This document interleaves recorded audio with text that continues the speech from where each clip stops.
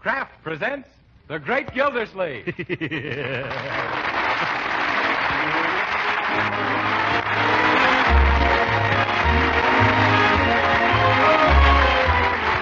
Kraft Cheese Company, who also bring you Bing Crosby every Thursday night, present each week at this time Harold Peary as The Great Gildersleeve, written by Leonard L. Levinson.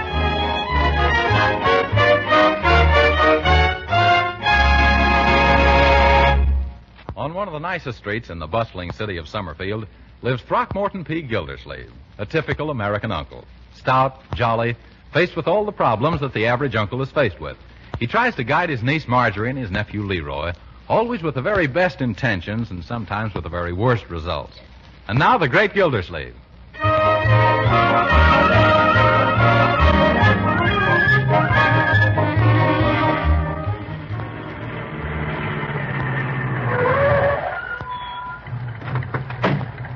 Thanks for the lift home, Judge Hooker. You're welcome. Say, Gildersleeve, I hate to bring this up, but isn't it about time we used your car? All right, I'll drive my car down tomorrow. You know I don't go downtown tomorrow. Sure, that's why I'm going to drive my car down. Then it'll be your turn again to pick me up the day after, won't it? Yes. Hey, wait a minute. I'm getting gypped somewhere. Yep. See here, Hooker. If you're going to talk like that, I won't give you that spare inner tube. Oh, excuse me, Gildy, old pal. Just forget it. I'll be here for you. Goodbye. The old goat. I better get that tube out of the safety deposit vault. Oh, hello, Mr. Gildersleeve. You remember me, don't you? I'm Dottie from next door, and I just saw you driving up from behind our front curtains. I was behind them, not you, so I ran out to ask you a favor, and I'm sure you won't mind saying yes, because after all, there's nothing I want you to do, so you'll do it, won't you? What? You want me to say yes to something you don't want me to do? Well, yes, that's exactly correct. You hit the nail right on the thumb. Well, it's something I want to ask your niece Marjorie to do, and hasn't she got the loveliest red hair? See what kind of a rinse does she use to get at that shade, Mr. Gildersleeve? Young lady, Marjorie's hair is that way naturally. Well, naturally, that's what you would say. Well, the thing I wanted you to ask your niece to do for me is to take this list of soldier boys I promised the USO I'd write letters to and ask her if she'd mind writing instead on account of I hurt my hand and can't. What did you do? Put it in your mouth while you were talking?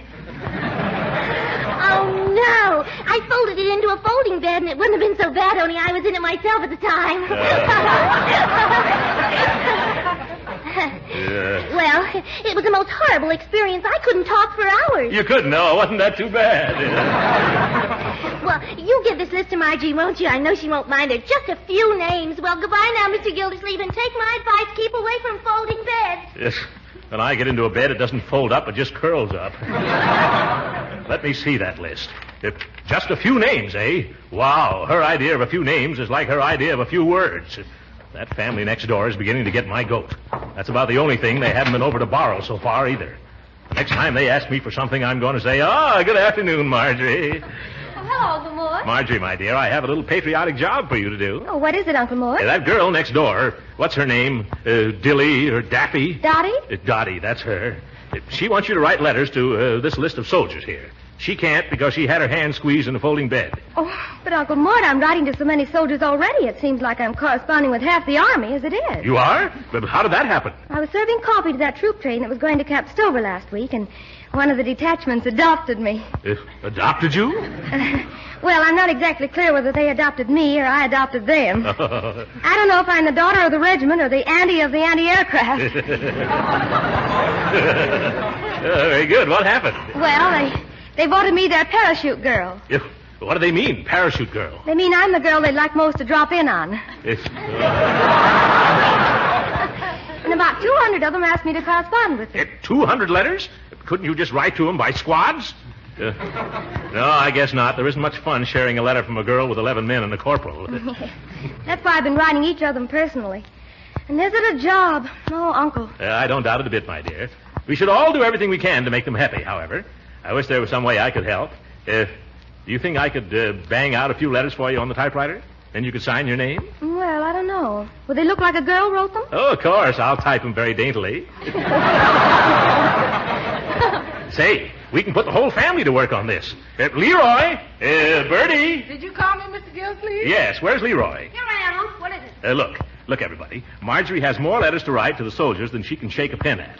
Now, the boys in camp always welcome a letter. but it means far more to him if it comes from a pretty girl. Oh, Mr. Gildersleeves. Not you, Bertie. I'm talking about Marjorie.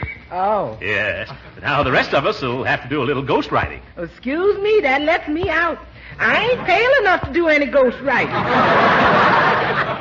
besides, I got all I can handle writing to my own boyfriends in the service. Oh, well, all right, Bertie. Leroy, you'll help me, won't you?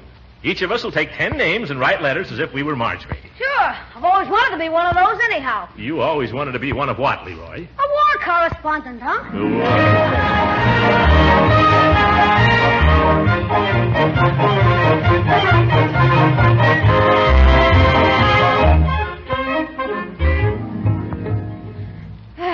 Well, that's finished.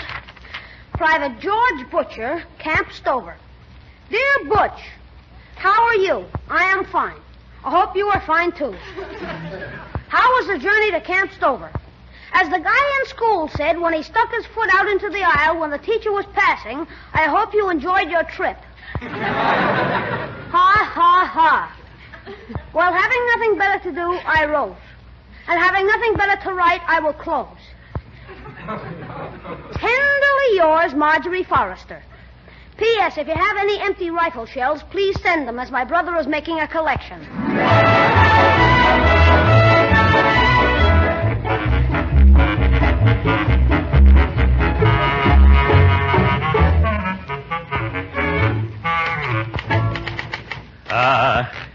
This looks like it's going to be the best one yet. Let's see how it sounds. Dear John.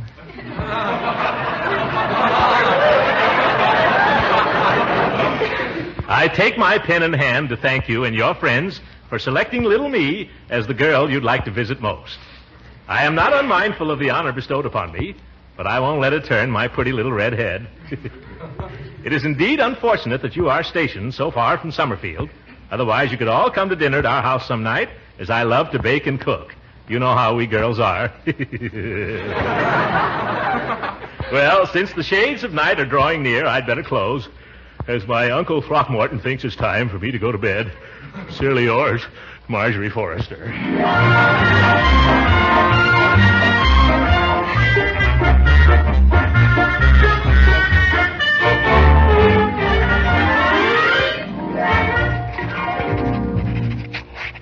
Well, there he is. Dear Willie, I got your letter yesterday and hastens to inform you that the next time you send me a letter without any postage stamps on it, don't send it airmail special delivery. I'm sorry the fudge and the fried chicken I sent you got all mixed up together, but it saves me sending you any chocolate eggs for Easter. I'm knitting you another sweater to replace the one you says you lost at the target range. Only next time, kindly confine your shooting to rifle practice. Because you never was any good at Paducah Parcheesi. Yours truly, your ever-loving, everlasting, one and only Bertie Lee Coggins. P.S. Please disregard them rumors about me going out with other fellas. That's just enemy propaganda.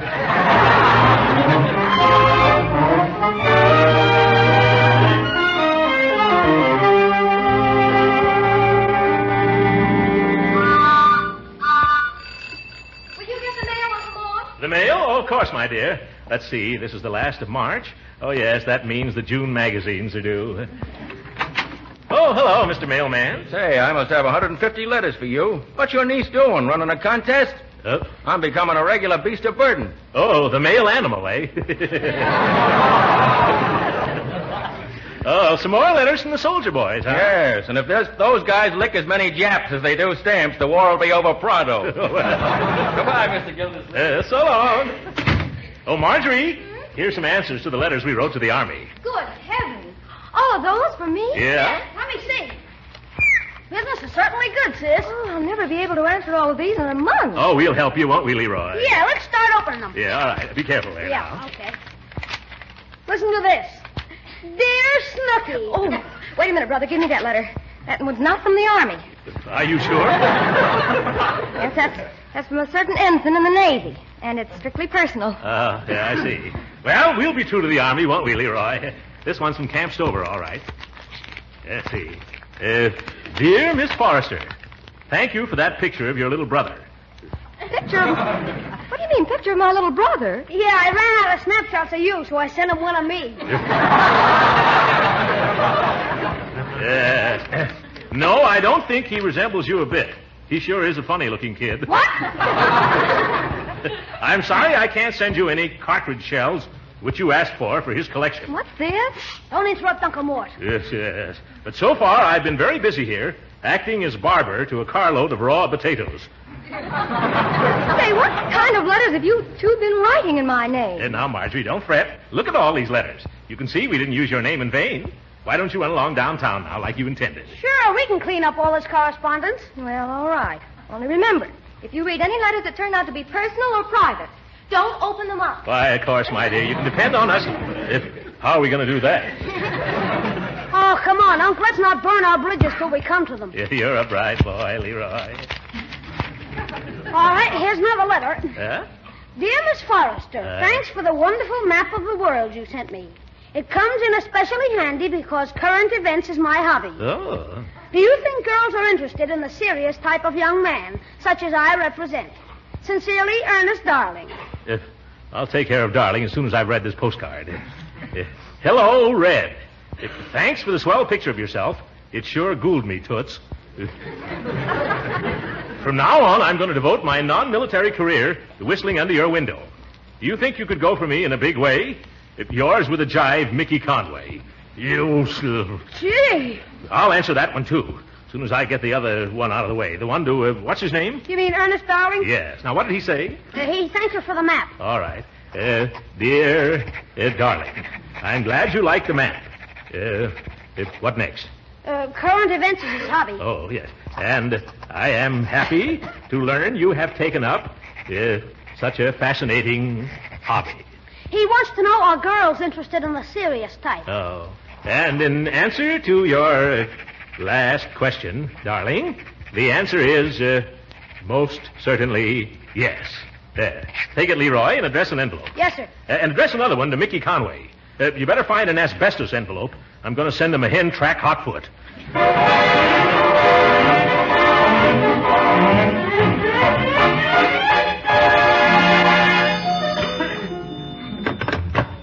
Hello? Maine, 4181. Yes? 1 moment. Long distance is calling. Long distance. Go ahead, Camp Stover. Okay. Hello. Is this Marge? No, it's her uncle. She's out at present. Gee, I just got 3 days leave and I was coming to see you tomorrow. I was going to show up about 8. Oh, well, she'll be here. Why don't you come earlier, say about 6? Oh, well, sure, okay. Just tell her Mickey Conway's coming. All right, Mickey. It's you, eh? Didn't you get Marjorie's letter? Sure. That's why I'm coming. Why, I even bought a ring. After that letter that she wrote? Sure. Why, that did the trick. I wrote thanking her for a picture. And she wrote back, Dear Darling, I'm glad you like the map. Oh, my goodness, Leroy got the envelopes mixed up. And when I says I'm going to make a career out of whistling under her window, she replies, I'm happy to learn you've taken up such a fascinating hobby. Oh, I see it all now. And here's the topper. I says, could you go for me in a big way? And she says, Darling, the answer is yes. Well, goodbye, Uncle. I'll be seeing you at 6 tomorrow. And to think that I'm responsible for this one-sided romance.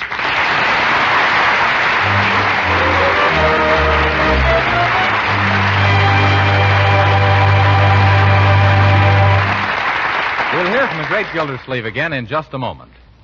But first, I suppose you know that good nourishment isn't just a matter of eating a lot. Why, you can overeat and still be undernourished. That's why you should know the nutrition facts about the food you buy, so you can serve your family a balanced diet. So here are the nutrition facts about Parquet margarine, the delicious spread for bread made by Kraft. First, Parquet margarine is a wholesome vegetable margarine made of selected American farm products in Kraft's spick and span modern plants. That's important. You want to be sure the foods you serve are wholesome and of fine quality. Next, Parquet margarine is a nourishing energy food. In fact, it's one of the best energy foods you can serve. That's important, too. Parquet helps give the pep and energy you need for hard work or play. Lastly, Parquet margarine is a reliable year-round source of vitamin A. Yes, there are 9,000 units of this important vitamin in every single pound. So next time you shop, remember that economical Parquet margarine is as nutritious as it is delicious. Yes, Parquet is well worth trying right away. So tomorrow, ask your food dealer for Parquet, P-A-R-K-A-Y. Parquet margarine, made by Kraft.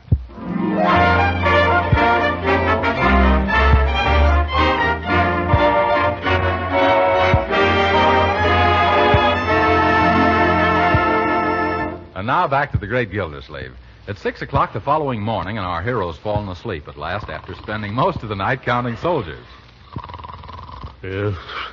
Dear General, won't you come over for dinner? Bring your Jeep along to respectably yours, Throckmorton P. Marjorie.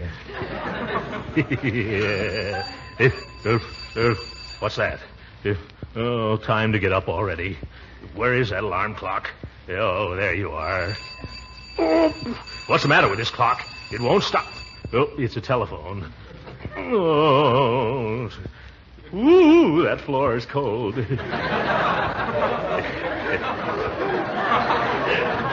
Where are my slippers? Oh, the heck with them. All right, I'm coming. Yes, I heard you, operator. I'm hurrying. Hello? Hello, anybody want me? Must be the wrong number. Somebody's got a lot of nerve not telephoning me at this time of the morning. Ooh, it's cold. Which way is my bed? Hello? What is this, games? Hello, operator? Wait a minute, how can the bell ring with the receiver off the hook? Oh, I know, it's a doorbell. Hold your horses, I'm coming. Yes, what is it? Is this where Miss Marjorie Forrester lives? Yes? Well, I'm Private Mickey Conway, and I was told to be here at 6. It's 6? Oh, my goodness, is it 6 p.m. already? No, sir, it's 6 o'clock in the morning. What? Who told you to come here at this hour? I'm Marjorie's uncle. I'll break his... Oh, my goodness, that's me. What did you say your name is? I'm Mickey Conway. Yeah, I was afraid of that. You come on in, Mickey. Oh, thank you, sir. Sit down. I'll see if Bertie, our cook, is up on the stove with a pot of coffee yet. Make yourself comfortable. Good morning, Bertie. Quick, some coffee. It's almost ready, Mr. Gildersleeves. What gets you up so early? A soldier who's fallen for Marjorie because of some letters I've written in her name. Oh, you better be careful, or he'll sue you for the breaches of the promises. This fellow got the wrong letter, that's all, Bertie. And now he's here to propose to Marjorie. But he can't do that now. She's sound asleep. I won't let him do it if she wakes up, either. Well, what you gonna do, Mr. Gildersleeves? Well, it's too early in the morning for me to figure things out. I can't have an open mind without some good shut-eye. Then why don't you go on back to bed? That soldier's probably tired, too. Let him take a nap in your den while you figure this whole thing out on your pillow. Well, Bertie, that's a wonderful idea. How did you ever come to think of it? Well, to tell the truth, I need a little more beauty sleep myself.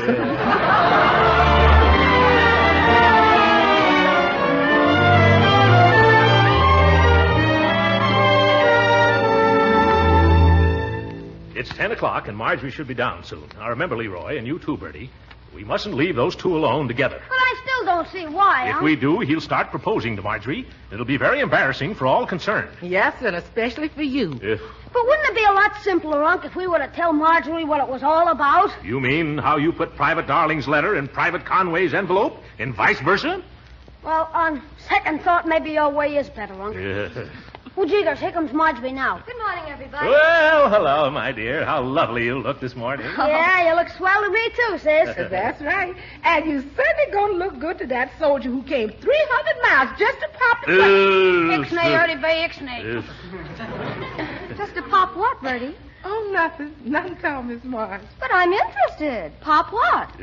Well, that is, if he walked 300 miles, he probably gonna pop his corn. Seems to me you're all acting a little peculiar. Why, the idea, Well, maybe not, but you've got 3 of the fishiest-looking pans I've seen outside of a seafood grotto. Say, I had a swell rush, Mr. Well, don't tell me this is Marge. Well, hiya there, Red. Hi. Who is it, Uncle Mort? Why, Marjorie, you remember Private Mickey Conway, who wrote you all those nice letters? Who? Ouch. Oh, yes, how are you, Mr. Conway? Oh, now, baby, cut out that Mr. stuff. I'm just plain Mickey to you. Yes, he's just a plain Mickey to all of us. Why, he came all the way from Camp Stover to spend the day with you. With us, I mean. Now, what'll we do first? Well, first, I'd like to have a quiet little confidential talk with Marge here. Not on an empty stomach, Mickey. Where's your sense of romance? Oh, well, all right. Let's have some breakfast first. Yes. But right after that, I got something to show her. What is it, Uncle Mort? Well, he wants to show you the town. I mean, we want to show him the town, don't we, Marjorie? Oh, yes, of course we do. Suppose I take him out for a ride this morning. Why, fine. We'll all take him for a ride. Say, would you care to drive, Mickey? Huh, what, a rabbit-eat cabbage? I see. Yes, very cute. You can drive our car, and I'll sit next to you, just to show you how the gears shift and where to put on the brakes. And, Marjorie, yes? You can sit in the back seat with Leroy.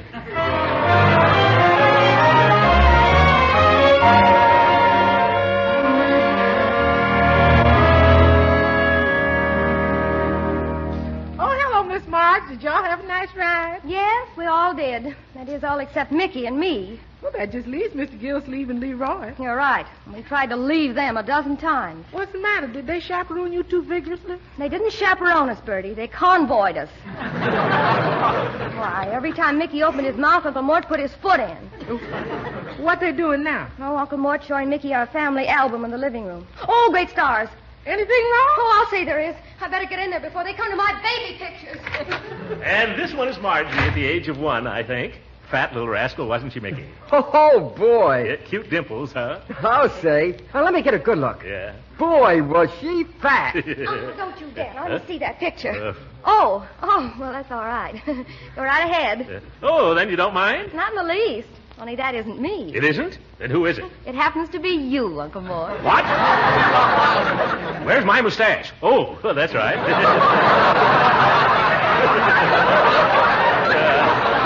didn't have one, did I? Uncle Mort, Huh? if it's all the same to you, could I have a minute alone with Red here? If you want to be alone? That's the general idea, General. Well, how about it? Why, of course, I understand. All right, but only a minute, mind you. Bertie, quick. Get in there and do something. Yeah, but what? Anything. Don't leave them alone till someone relieves you. Just move the piano, dust under the rug. Play the Star-Spangled Banner. What does it matter? Yes, sir. Play What Does It Matter? How do I get myself into these messes? Oh, now there's somebody at the door. As if I didn't have enough to do already. Here's the mail, Mr. Gildersleeve. I've got a gob for Marjorie, too. No, thanks. She has a soldier in the living room already.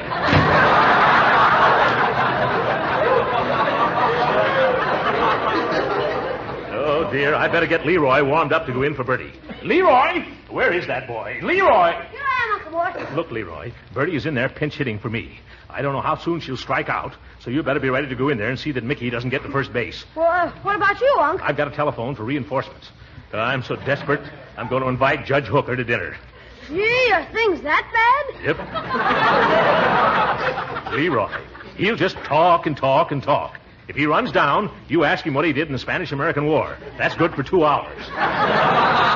Yeah, but it's 3 hours till dinner. How'll we hold out till then? That's the problem, my boy. Oh, Mr. Gildersleeve. Are you home, Mr. Gildersleeve? Gee, that Gabby gal from next door. Yes, there's the answer to our problem. I'm coming, Dottie.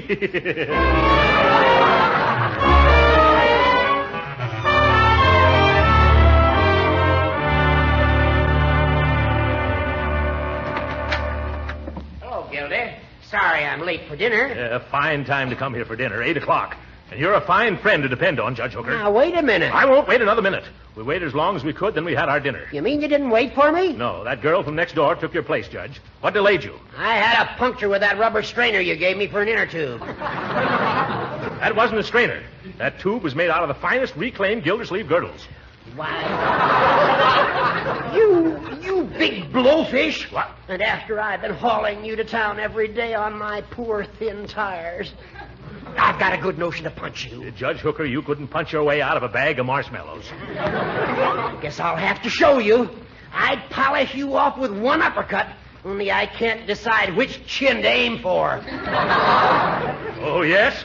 Well, you twitch one eyebrow at me, Hooker, and the first aid girls won't know where to begin. Is that so? Yes, that's so. Well, I'll let it start Yes, then. Hooker, what's going on here? Oh, your uncle swindled me out of a lot of free rides. Serves you right for standing me up when I needed you here to keep that soldier from proposing to Marjorie. What? Yeah, she doesn't know. And this is all your fault, Hooker. Marjorie, let me explain. Some letters were sent to the wrong soldiers, and he thought that you... it's too involved.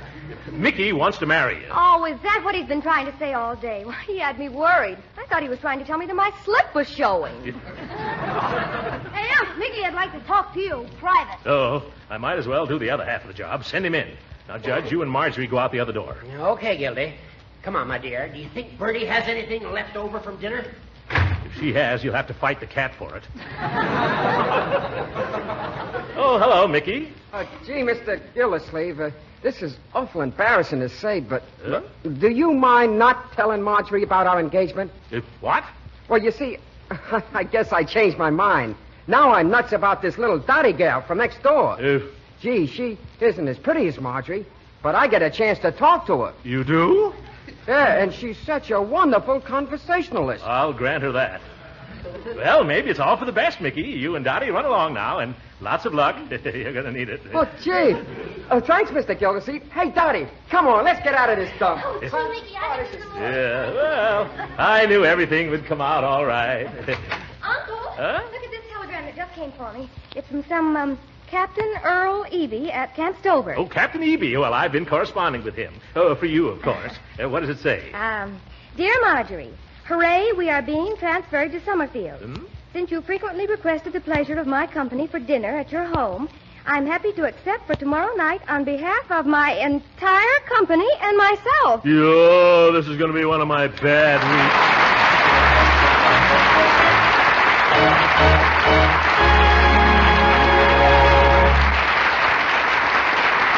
The great Gildersleeve will be with us again in a few minutes. But right now, here's an experiment I wish every one of you would make. You see, I've been telling you how delicious parquet margarine is, but wouldn't it be better if you found it out yourself? So here goes. Next time you bake hot biscuits or rolls or make some toast, have a pound of parquet margarine handy. Then spread them while they're still piping hot with plenty of parquet. Now, that's a real test for any spread because the heat brings out its flavor. Yes, you can tell right away how good parquet margarine is. Parquet's flavor is delicate, not strong. It's a tempting, satisfying flavor. Then try parquet margarine in your cooking, too. Use it for baking and pan frying. You'll find that a spread as delicious as parquet margarine makes cooked foods tastier, too. And remember, no matter how you use parquet margarine, you're serving your family a wholesome, nourishing, energy food. A food that's a reliable year-round source of vitamin A. So why not try these simple tests and prove to yourself how deliciously good parquet margarine is? Yes, get a trial pound or two of economical parquet margarine tomorrow. But be sure to ask your food dealer for parquet, P-A-R-K-A-Y, parquet margarine, made by Kraft.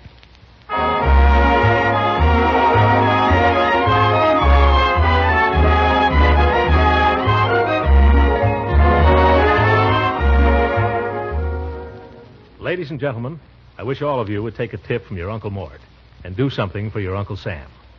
Buy more United States government bonds and stamps. There's no finer investment in the world today, for in every way they protect our future. Our choice is clear. Which do we want? Our country's bonds or those of the Axis? Good night.